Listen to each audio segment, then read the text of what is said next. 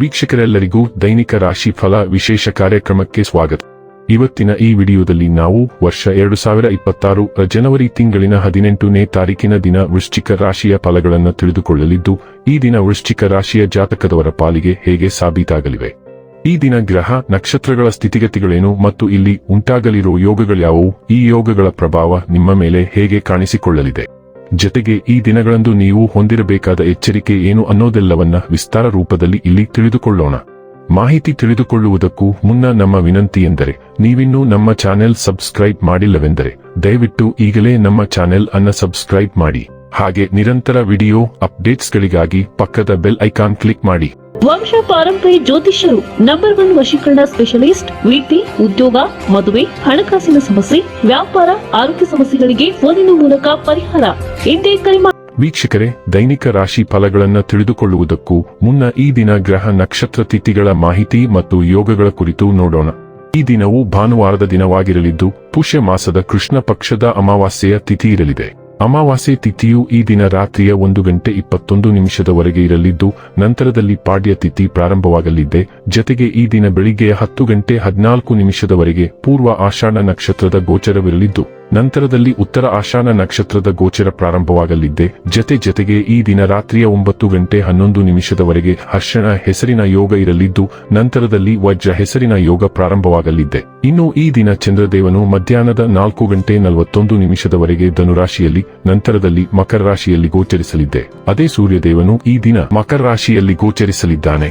ಇನ್ನು ಈ ದಿನದಂದು ಅಭಿಜಿತ್ ಮಧ್ಯಾಹ್ನದ 12:10 ಇಂದ ಮಧ್ಯಾಹ್ನದ 12:53 ಇರಲಿದೆ.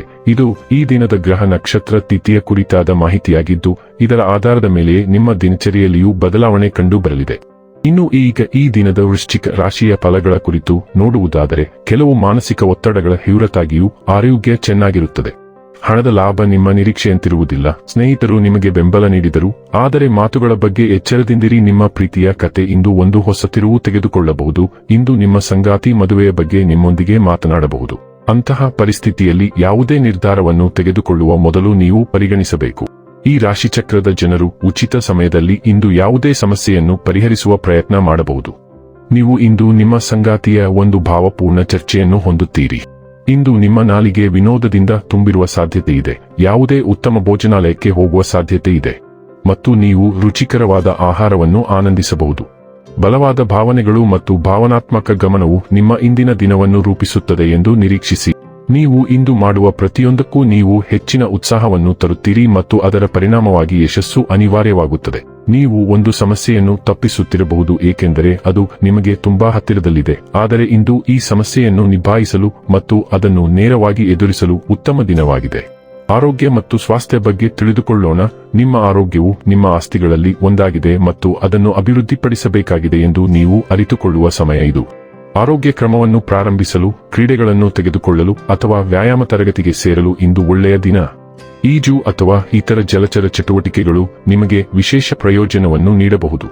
ನೀವು ಇಂದು ಆರೋಗ್ಯಕರ ಕ್ರಮವನ್ನು ಪ್ರಾರಂಭಿಸಿದರೆ ಅದು ಯಶಸ್ಸಿನ ಹೆಚ್ಚಿನ ಅವಕಾಶವನ್ನು ಹೊಂದಿರುತ್ತದೆ. ಡೈಲಿ ಲವ್ ಮತ್ತು ರಿಲೇಶನ್ಶಿಪ್ ಬಗ್ಗೆ ತಿಳಿದುಕೊಳ್ಳೋಣ. ನಿಮ್ಮ ಪ್ರಣಯ ಸ್ವಭಾವವು ಉಷ್ಣತೆ ಮತ್ತು ಔದಾರ್ಯದಿಂದ ಹೊಳೆಯುತ್ತದೆ, ಆದರೂ ನೀವು ಸ್ವಾಮ್ಯ ಸೂಚಕತೆ ಸದ್ದಿಲ್ಲದೆ ಹೊರಹೊಮ್ಮುವುದನ್ನು ಗಮನಿಸಬಹುದು. ನೀವು ನವೀನತೆ ಮತ್ತು ಭಾವನಾತ್ಮಕ ಬೆಳವಣಿಗೆಗೆ ಆಕರ್ಷಿತರಾಗುತ್ತೀರಿ. ತಾಜಾ ಮತ್ತು ಆಕರ್ಷಕವಾಗಿ ಭಾವಿಸುವ ರೀತಿಯಲ್ಲಿ ಸಂಪರ್ಕ ಸಾಧಿಸಲು ಉತ್ಸುಕರಾಗಿದ್ದೀರಿ.